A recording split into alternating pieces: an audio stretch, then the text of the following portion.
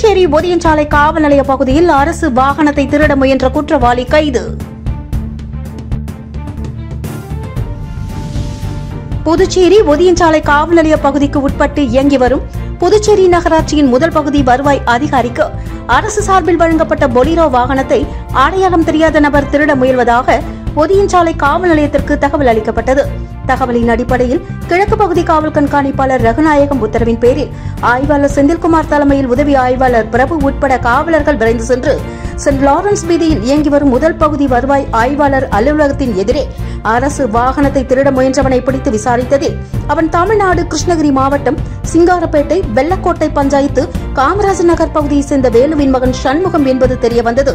இதனைத் தொடர்ந்து அவனிடமிருந்து அரசு வாகனத்தை பறிமுதல் செய்து கைது செய்து சிறையில் அடைத்தது ஒதியஞ்சாலை போலீஸ்.